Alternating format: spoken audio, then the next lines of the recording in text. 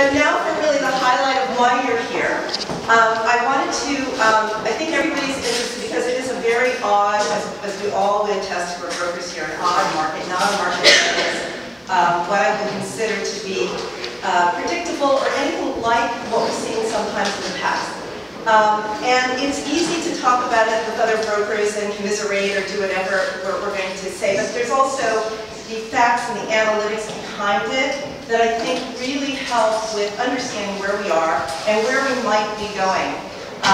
And so what I thought would be a great idea, and with the help of Jody Fassi this year, we've gotten the analyst, the head analyst, Corcoran, who does all the analytics, Ryan Schleis, who's been with the company now for how long? 12 years. 12 years, and he does a remarkable job. He speaks much better than I do. And he knows, he just has a wealth of information, a wealth of statistics, and I cannot wait to hear what you have to say. And then next to him, we have Noah Rosenblatt, who I've known forever and a day, and I adore Noah. So Noah, for those of you who don't know him, has a company called Urban Digs that does analytics sort of citywide, and he's been doing this for many years, and it's an amazing tool for brokers. And Corcoran and some of the other companies are sponsoring the usage of it because he's got this program which I'm happy to have him tell you about either before or after, just briefly. But he's an incredible guy with a wealth of information, and I refer to his website on a constant basis. So I implore you to look into it and to also listen to what he has to say. This is a terrific analyst. Anyway, and then what we'll do is we're going to have this, I want them to just say, we're going to start by just introducing themselves a little bit, just to tell them a little bit of what you're going to be talking about, and then Daniel's going to give us questions on a panel so that we can answer them, and then we'll open it for questions.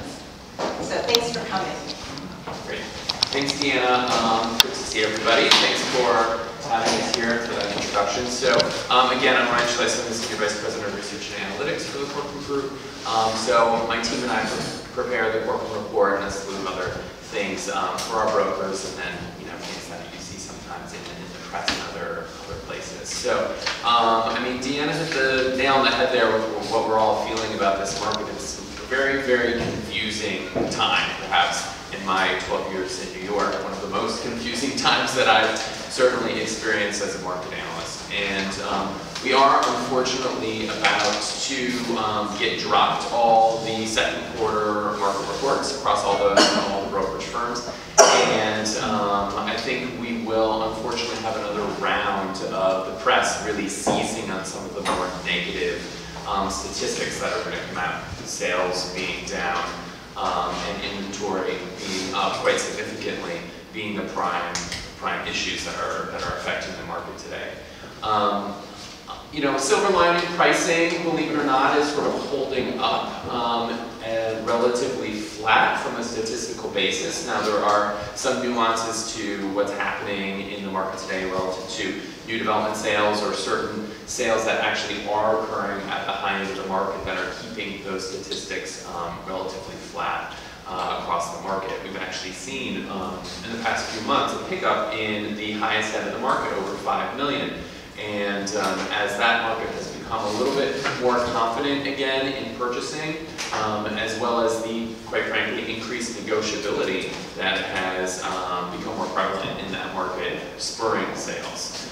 So there are definitely some positive signs coming through, and has us cautiously optimistic for the rest of the year.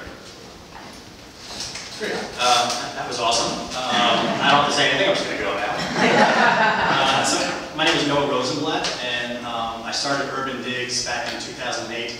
Basically, I was an agent. I've done over 140 transactions since my tenure, and I wanted a site that solved the pain points of our everyday life when it comes to how is the market doing, and more specifically, how is my sub-market doing. I mean, this is a market of markets. This is a segmented marketplace. What's going on in the Upper West Side two-bedroom market is very different than the Tribeca redevelopment condo market, et cetera, et cetera.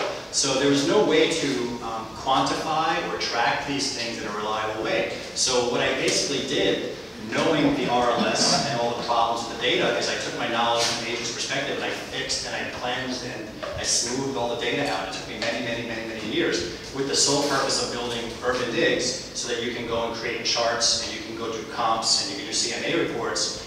What used to take hours now takes you seconds. And I mean, hear agents coming to me saying, I spent a week trying to get a townhouse report, and then I said, well, why don't you just go to Urban Digs, and 10 minutes later he has everything. He's like, where were you a week ago? This is the kind of stuff that we do. So anyway, we save time. So fast forwarding to what I think is going on, everything that Ryan says is pretty accurate right now. There is a disconnect between bid and ask. All right, there's always a gap between bid and ask, but it's a very confusing time right now because you do have price trends that are actually kind of flat to actually from quarter to quarter, month to month, it's actually rising a little bit. But when you look at the real-time stuff, and this is what I'm going to touch on, is you got sales data, which is not real-time, right? Sales data is a lagging piece of information. What gets signed into a contract today takes 2 to 3 months to close, and then we have to wait for accuracy another 3 weeks to 3 months to file that record. And when that record is finally public available, we know what it closed at, and it's counted in our stats, it's representative of the market 4 to 6 months really prior. So all of the sales data, median sale price, price per square foot, absorption rate, all that sales-based stuff is a reflection, a rear-view mirror reflection of what happened already 4 to 6 months ago. Then we got that barrier to real-time data. Real-time data is stuff like supply, stuff like pending sales, stuff like days on market. So when you guys put your listings on the market, my supply goes up by 1. When you put a listing from active to contract, my pending sales goes up 1. Days on market, same thing. And what you're seeing right now is a big disparity between what price trends are suggesting. Price trends are suggesting that we have shifted down already. The down cycle has already occurred. The peak of the market was 2014, 2015. A lot of people aren't educated on this fact, but the real-time market is sluggish and weak. There is more supply now than in the last 5, 6 years. It's taking longer to trade. Days on market's up. And pending sales and contract activity is down and suppressed. So at the end of the day, I'm trying to piece this all together for a narrative. And I happen to be bullish. I mean, I'm a contrarian kind of investor. What I mean is I like to buy when the market's hit a little bit, when something's down and out. A good thing that's down and out and being sold at a discount. But what I remember most clearly when I used to transact, do you guys remember the market 2013, 2014, 2015? Just how many deals out of 10 were going into bidding wars? 7, 8 out of 10 deals? How much inventory did we have in the market in 2013, 2014? There was nothing there, right? It took a buyer 5 minutes to exhaust everything that he's looking for, and then he just goes to the sideline waiting for that next unit along with 50 other people. That next unit comes out, there's 40 people up the unit, there's 10 bids, right? Today, so those buyers were saying, I just want options. I don't want to have to pay over ask. I don't want to have to pay peak prices, okay? I want options and I want negotiability. Well, what do I see out there today, knowing that the market has shifted down already? I see options, I see negotiability, and I don't know, maybe 1 out of 10 is going into a bidding war these days. So from a buyer's perspective, I'm not paying peak prices, I'm getting a discount. I could probably get a further discount by negotiating, and meanwhile pricing trends are showing signs of stabilization, if not a slight recovery. So adding that all up together, I would be educating my buyers to put a bid in and try to take advantage of the current market. So that's what I'm going to try to touch on. Okay. And you heard a little bit about, I mean, I think that they sort of, come up with what, from an analytical standpoint, is sort of what is giving us a lot of confusion in the marketplace. And as brokers, it's very difficult for us to explain to our sellers. A lot of the brokers in the community aren't as analytically based and don't like I always say it's 14, 15, just as you did. Because when you look back in real time, that's when the highest sales prices in contract and the most activity was occurring. And that's something that's really hard to discuss with people because it's hard to have data on it. And so that's why I'm glad we have these fellows here. But I'm going to turn it over to Daniel to ask questions, and we'll let the two of them speak. Fantastic. So that was a really, really solid breakdown of just the thoughts on Manhattan real estate in general, which is great. So when it comes to new development versus resale, how is new development inventory impacted by the number of resales currently available? I'll start. Sure. So the new development market, I think, is really critical to analyze almost from a sub-market or even a micro-market perspective, especially when you're considering a neighborhood like where we're sitting, and I assume many of you work a lot in the Upper West Side, and that's why you're here today. Overall, we we do continue to see new development inventory increasing. We all see the cranes around town. We know that there's more development coming on to the marketplace. What's been interesting is the amount of new development supply that was anticipated to come to market has not fully come to market when we thought. So I hate to have to admit like when my analyses are wrong, but this is one thing where, you know, if you talked to me 3 years ago, I was way off, right? We were predicting that there were going to be 6,000, 7,000 units in a given year coming to market last year, coming to market this year, and that just didn't happen. We've been having around 2,500 or so new units launched for sale in terms of new buildings, getting their offering plans accepted, and launching for sales in Manhattan. So that's far fewer than we expected, and certainly far fewer if we all remember what was coming to market in 2006, 2007, when you did have 6,000, 7,000, 8,000 units in a given year. Then, of course, we all know where new development is pushing to in the city. There's a lot of sort of new neighborhoods that are now getting a lot of development. Some of the more secondary markets within Manhattan, things further from transit or parts of town that were rezoned, for example, such as West Chelsea, Hudson Yards, having a lot of development. A different story, right, in the more supply-constrained, the more built-out micro-market type areas, such as on the central Upper West Side, where we're seeing actually a much different story with new development inventory in decline here because there just isn't new stuff coming on, and when it does, it tends to sell quite well. In conjunction, we have a lot of just finished resale product now in the market, right? You have some very large-scale buildings. Maybe there were investors that bought there, or maybe just simply people who signed a contract 3 years ago. Now all of a sudden they have another kid and they actually don't want that apartment, right? So they're putting it on the market. You don't really have that in this neighborhood, again, because of that undercurrent of the fact that there just aren't those big 100, 200 unit buildings that can even be built in the central Upper West Side. If you look at some of the recent developments up here, you know, that some of which you can see out the window, whether it's the Laureate or Linden 78, buildings like that, they might have 1 unit, they might have 2 units available, they might have 0 units available, so you just don't have that resale inventory in this neighborhood really affecting the new development market quite the same way that you see, especially downtown. Very nice. So the resale market. The Upper West Side, let's talk about the broader market. The Manhattan resale market is showing its stability. Supply is up, everything's up. Supply is up, pending sales is up. So put it this way: supply is up 35%, pending sales is up 4%. So this is why it's so confusing. 4%? 4%, right? So it's so confusing because at all times, interpreting these trends, it's a function of supply and demand, supply and pending sales. How's supply doing? How's contract activity doing, right? But there's millions of combinations between the two that will determine what kind of interpretation you have. So like, for example, if supply is up 5% and pending sales up 5%, then they're both flat. If supply is up 20% and pending sales up 5%, that's one interpretation. If supply is up 40%, pending sales up 5%, that's another interpretation. So I have what's called the volatility index. I don't know anyone that uses urban digs. The volatility index is basically a ratio of supply and pending sales meant to summarize what's going on. And what I can basically tell you is across the market, this was a price point specific slowdown. All right, I've been through 1997, 1998. I've been through after the dot-com crash, after September 11th. I've been through the 2007, 2008 key crisis, and now I've been through this one. This is the first one that I can remember that it's really a price point specific cycle. What happened in the 10 million plus luxury, super luxury sector, I would say that market got hit the most. That market peaked in 2014, okay, late 2014. Bottomed first. It peaked first, it bottomed first. I'm going to agree with Ryan. My data is showing me that the 5 million, 10 million plus sector is actually leading the way right now. It's actually coming back. So it's the first to get hit and the first to come back. I would estimate the 5 to 10 million sector is down 15 to 20% based on that price range. You know, you get over 10 million, it's probably closer to 20%. But the $2 to $5 million market, maybe it's down 10 to 15%. The 2 million and under market, that market held on for the longest time. All right, it was holding strong. I'm finding that in the last 8 months to 10 months, that's starting to get hit. And I'm also getting calls across the industry. People say, I got this 1 bedroom. It's a great product. It's priced right. I'm not getting anything. So what's going on in that 2 million and under sector?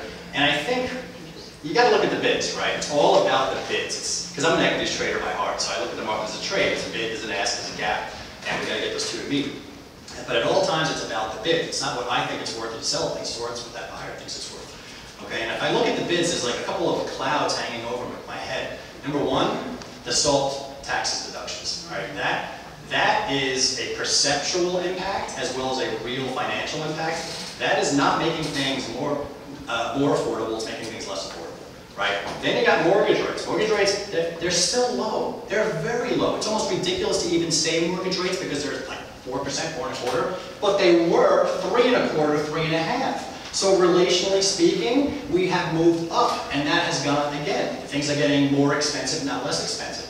Then you got the Trump presidency, which is adding a little uncertainty. Let's be honest with you, it's uncertainty. And you got the stock market volatility, which the stock market's still high. It's gone up a lot in the last 3 years. It's gone down a little bit, but no one has really been in on that rally, right? Everyone was kind of watching the stock market saying, I'm just waiting for it to crash, almost like no one was in on it. So you got the stock market volatility, you got the taxes, you got the SALT deduction, you got the Trump presidency.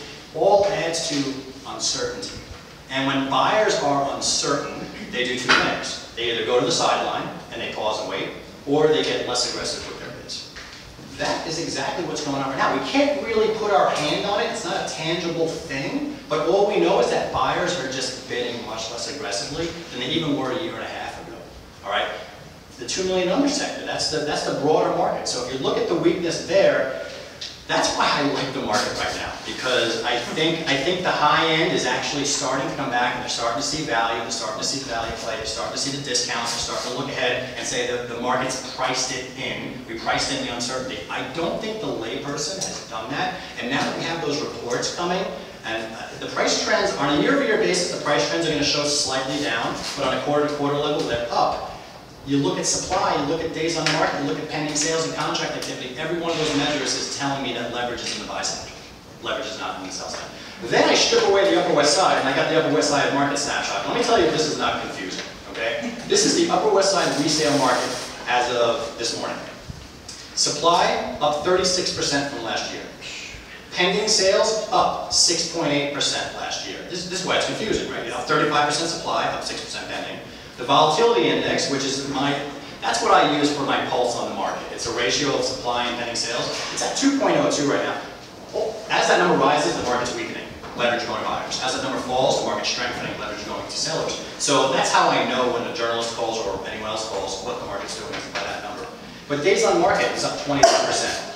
Price per square foot is up 3%. Median sale price is up 24% from a year ago. Do you see the confusion here? Right? And so I would like to look at median sale price, all right, because median sale price is one of those measures that unless you have a lot of data to smooth out the outliers, you can have a couple of 2 and 3 bedrooms and 4 bedrooms and townhouses close in 1 month. And then the next month you happen to have a lot of studios and 1 bedrooms just happen to close. And the median sale price goes like this, and like this, and like this. It looks like an EKG. It's not really. That's what it is. And it gets confusing to us. Price per square foot, up 3%. Contract activity, down 7%. New supply coming to market, up 11%. So you add all these things up. Price trends seem like the market's coming back, but then all the real-time indicators are just pointing to the fact that it's sluggish. So one of my favorite things about real estate is that, yeah, there's all this data, but at the end of the day, there's also a lot of emotions that go into it. And when you have the lower the segment that's now starting to get hit, which is the below $2 million, you have first-time buyers oftentimes, which they never knew what rates were like at 10%. They've only known them at 3%. So they're freaking out with the 4%. But when we go back to, say, the emotional side, Deanna. Right, well, the emotional side is where we get hit because a lot of people just don't even know exactly what they're feeling. So that's the whole thing, the uncertainty and the nervousness about, I mean, a very experienced broker who's potentially buying an apartment said, am I making a mistake? Now that's a very experienced broker who's very successful because she's just about to potentially buy an apartment. And I've been saying, just as you've been saying, it's a great time for a buyer. It's hard on the sellers right now, I have to say, because it is very confusing with the economy.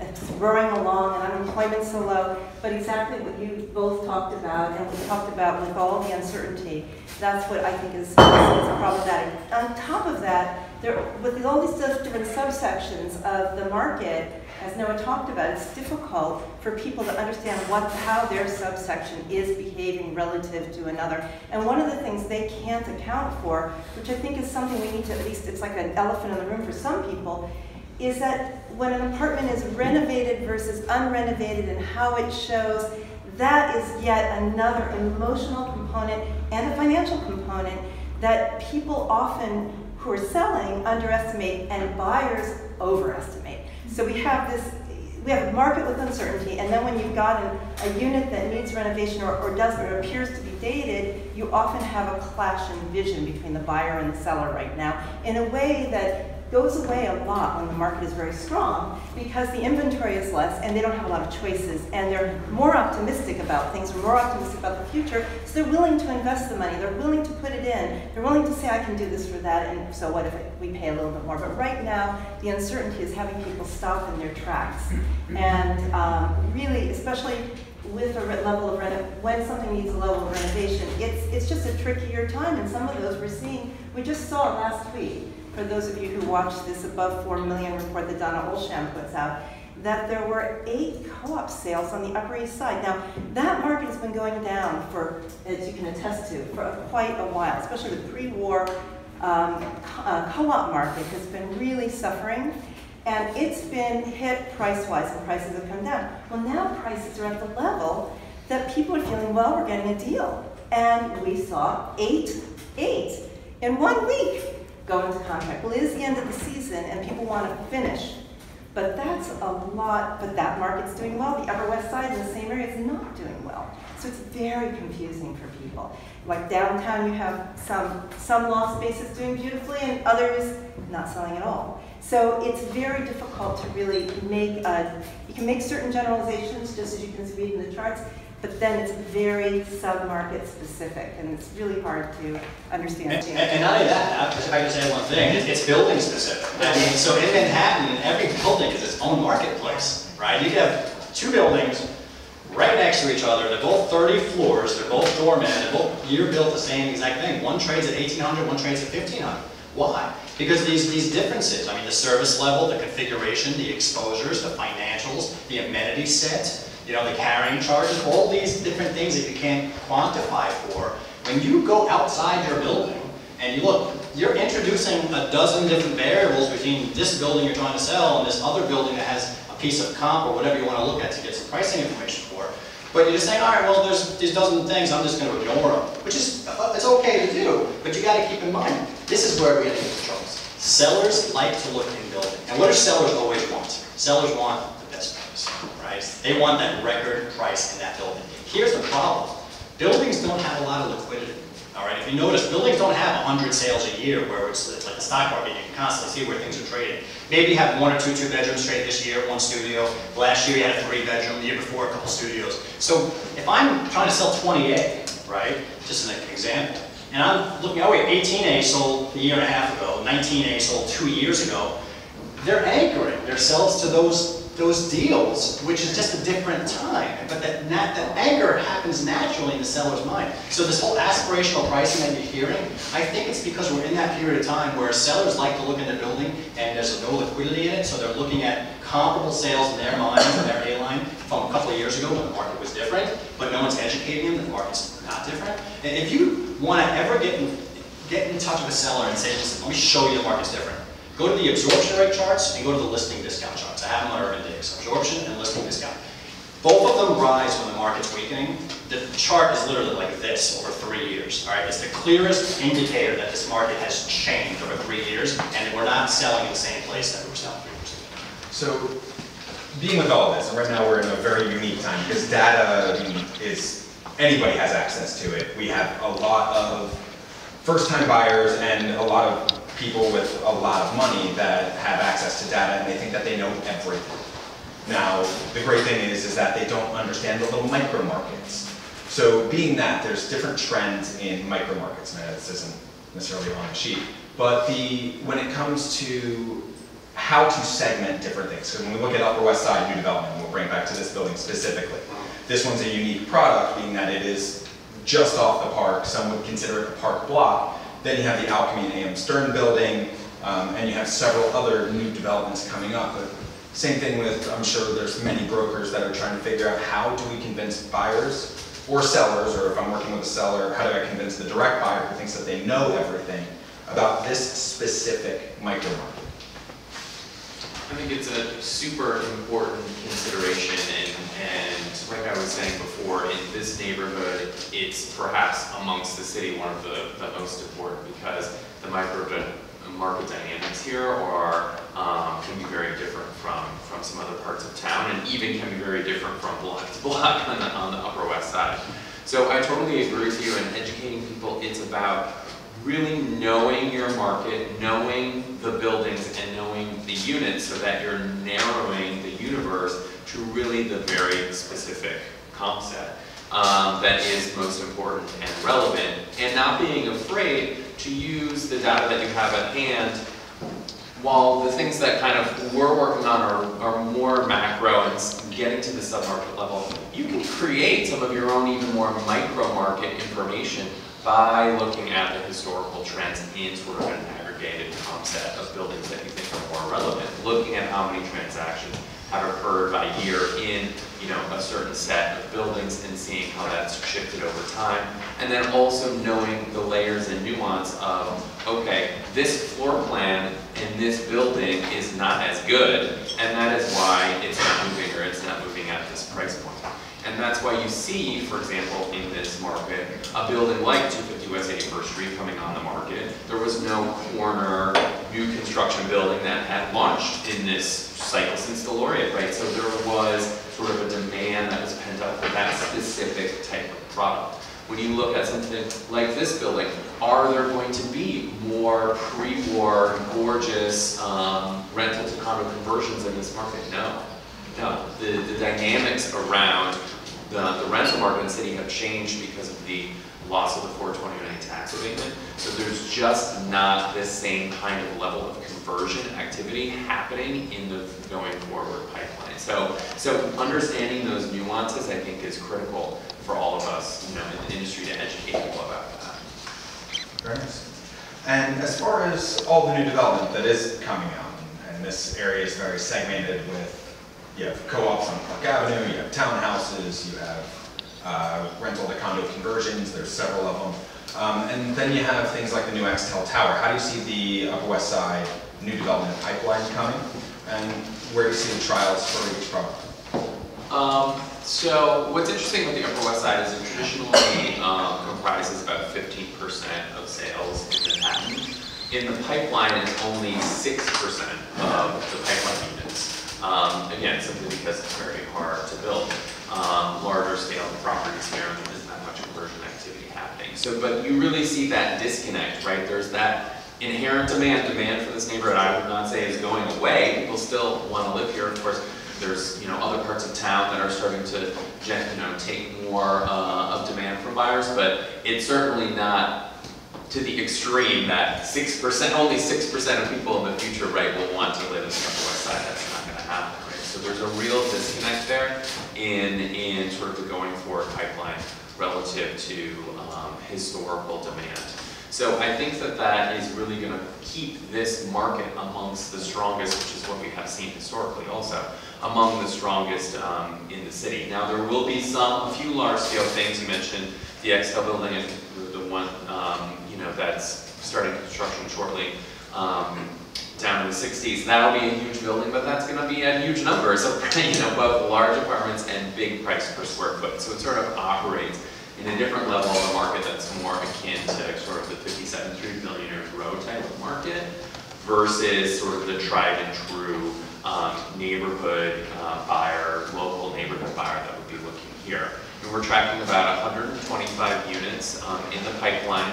If you look at the Upper West Side, just from 70th to 86th Streets, and about half of that is in the upcoming conversion and new construction at the Collegiate School site on West End Avenue. They've moved now over near Riverside Boulevard, so that is going to be becoming a new condominium development. And then there's a few small buildings, 15 units, 4 units, 6 units, that's it. There's really no large-scale things in this part of the neighborhood. Where's the most large developments? Downtown, isn't it? Absolutely. Financial District and West Chelsea. Those are the two neighborhoods, you know, if you include Hudson Yards and West Chelsea, those are the two neighborhoods where you're seeing both a lot of development and a lot of big, large-scale buildings. And how do you see on a grand scale the demand for that type of a building? Because Financial District hasn't really been much of a neighborhood. Same thing with far west Chelsea versus something up here where you have sidewalks that people can actually walk next to each other on, which is a whole other concept. How do you see the demand for those changing the demand for Upper West Side, or has it? Honestly, I think it has a little bit, but only a little bit, right? We talk a lot about buyers who are these days more neighborhood agnostic than ever before, where people are looking for specific types of product. But that's a lot more constrained to the new construction sort of legacy tower type buyer, the investor type buyer that's looking for a certain kind of product in a certain band of price. And then there's still a huge number of people that we would categorize as more neighborhood loyalists. And I don't know, probably any other part of town, you know, the upper East Side, Upper West Side probably have the most kind of numbers of neighborhood loyalists who only want to be in these neighborhoods because of where their kids go to school, this is where they've lived for a long time, this is where they grew up, parents are here, that sort of thing. Maybe they lived here when they were younger, moved to the burbs, now they're coming back, right? We have all of these interesting sort of loyalist buyer types that are looking at this type of neighborhood, and those just can't simply be siphoned off for those other parts of town that we were just talking about. Absolutely. And this one's more for, say, Deanna, because we haven't quite heard a couple more things on a broker-to-broker perspective in an individual transaction. Right now it feels that a lot of buyers and sellers are paralyzed, and we're seeing different things. We're hearing, oh, we were only 3% off, and then they walked away, and it's like small numbers, and it feels there's a lot of buyers that are saying, oh, I don't want to buy right now because I feel like I'm buying at the top of the market, and then I've heard this other one's discounted 20%. Shh, let's go over there and bid. What are you seeing? What do you think is contributing to the lack of willingness just to jump 3% when you think on a long scale on an appreciation rate that Manhattan has typically had a track record of? Right. What do you think? I think it's just what we've been saying. It's the fear. It's the fear and paralysis based on what we've all been talking about and the general level of confusion. And people, I mean, markets in general just don't move when there is, and people do get to that point. I mean, I just told you about the broker who was like, I don't know if I should be buying right now. That's a very common thing. So what's happening with the broker, can you imagine with a buyer who really doesn't know the market? It's impossible. And so it's just one of those things. But is there anything you all can do? I was just going to go to the rest of the herd mentality. I mean, we are human, and we are emotional, psychological creatures. We tend to look at other humans for behavioral things to latch on to, especially in times of uncertainty and confusion. And if you think back to 2013, 2014, 2015, how were those 8 out of 10 going to bidding wars? Is if you were a buyer, prices were just going up, you could have missed the boat. You go to an open house, there's 40 people there. That 40 people trigger something in your head that this must be a really good apartment that a lot of people are interested in. Now you go to an open house, there's 3 people there. If you're a buyer, If you're lucky. I mean, the pendulum has shifted. So if you're a buyer and you go into these things, you don't see other traffic, and you're seeing quarterly market reports showing that we're going down. It's a herd-like mentality, that herd animalistic urge of euphoria and complacency is non-existent right now. Don't understand that. I think that fear is palpable, but I think it's starting to go down, actually.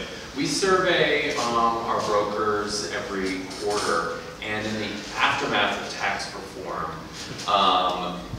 2/3 of brokers reported that their buyers were taking a step back, waiting on the sidelines to see what would happen. They were believing that prices were going to come down because they were reading that in the news. And as Noah was saying, as we look at the sales activity today, it's a rearview mirror kind of stat. And that time period is really what is driving a lot of the lower sales today. You know, as we move forward, we're seeing fewer and fewer of our brokers reporting that people are taking a step back and that they do believe prices are going to come down. Now, unfortunately, it's still a majority of people that are doing those things, but it has come down a little bit. So I am crossing my fingers that we're going to see that trend kind of move for in the future. Quite frankly, we are at, in terms of activity levels, more on a long-term historical average level. We all got a little spoiled from those peak years when we were still kind of feeding off of the pent-up demand that from sales that didn't occur in 2010, 2011, 2012, when there wasn't enough inventory, and when we were still coming out of the recession and people weren't sure at that time where things were going, right? So now that's passed, we're down to a little bit closer to historical average, and I'll dipped a little bit below the historical average, but closer to it than we were before. And it's sort of kind of the new reality. Now, people at a certain point, they're gonna get more comfortable again, they're gonna get more confident again, and they're gonna have life changes that's gonna require them to make a purchase. They're gonna get divorced, they're gonna have another kid, their kids are gonna go to college, right? And people will, I think, slowly be coming back into the market. Absolutely. So, thank you very much. So, last question. We're about to have the reports. They're all coming out for the end of the second quarter, and as we're kind of understanding, it's a herd mentality. And what's great about tough times and tough markets is that everybody experiences a different life change. Being that, how do we educate our clients using statistics and the market, using these reports, but to help alleviate that herd mentality, to help everybody get through that hump and start transacting again? Yeah, that's a fantastic question. First off, I mean, our number one job is to learn how to use data to have a conversation. Okay, so that's what, you're not trying to become an analyst, you're not trying to become a specialist. I mean, unless you could do that, it's great. If you want to go through the panels, it's great. I'd like to think you can do it. But I mean, your job is to really understand the data to have a conversation with a buyer or seller client. I mean, from the buy side, I was primarily a buy side broker, just full disclosure. I found that even the most uncertain, scared buyers, when I presented what's going on in your neighborhood, what's going on in your building, and let's take a look at everything that's active on the market, they just tended to get more comforted and more certain. And when I did my analysis on what I think this place is worth, immediately his thoughts of what it was worth went out the window. Now, when I explain these things and have a conversation with a seller, I'm very confident. I don't know, a lot, buyers and sellers can see when you're not confident.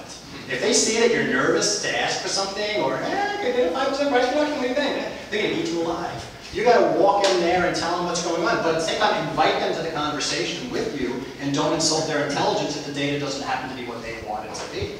You know? So I find that the more data you present, the better. For sellers, it's critical to know a couple things. A, you gotta know what's going on in the building. Okay, you gotta do your comps in the building, and you gotta see the building trends. But you gotta see what's active in competition that you're competing against. Because Deanna, she's great, by the way, and she has an old saying, it's not how fast of a swimmer you are, it's how fast the other swimmers you're competing against in the same pool in this race is. So if you are a 2-bedroom, 2-bath pre-war co-op on the Upper West Side, what is the 2-bedroom, 2-bath pre-war co-op market active right now trying to sell? Are you competing against 6 things? Are you competing against 25 things? Sit down, get an Excel file. Here's how we're different from this. Why would someone pay $1.8 million for this when they can pay $1.7 million for something that's a slightly better neighborhood, 2 floors higher, and is in better condition than us? All of a sudden, the seller starts to understand what's going on through using data to have that conversation. So I find that data and the conversation brings comfort and clarity. Very nice. You want to ask Some sellers are impossible. Some sellers are impossible. Also, I want to be respectful of everybody's time. We have time for probably 1 or 2 more questions, if you're good. If you could continue, I wanted to know if you think the dollar being up against the euro is a factor if foreign buyers seem to be fewer and further between. Do you believe in Jonathan Miller saying we have a 2-year price discovery period ahead of us? And this last one is a little weird, but I know a ton of people in the hedge fund world who are either losing or have lost their jobs, or their companies are completely rethinking what they're doing because they're not doing well against the stock market index funds. And are there enough hedge fund people in New York City who are hesitating because their jobs are in flux? Could that be affecting the market as well? We had currency. Yeah, let's all try to touch on some things real quick, and the short answer is yes to all those things, right? It's all these things are piling piling on us, right? We have all the fear factors that that we've been talking about, and then all these little drops of issues in the hedge fund world. Certainly, you know, the dollar currency controls in places like China, kind of taking a little bit of a bite out of that market, have all sort of tamped down our demand a little bit. And nothing's driving any specific country here right now, right? Right, exactly. And LLCs are no longer the safe deposit box thing. That's the thing, I think, the LLCs and the currency the shifting of the currency and the controls on the currency. And in 2014, let's not forget that the emerging markets and the outside markets got destroyed.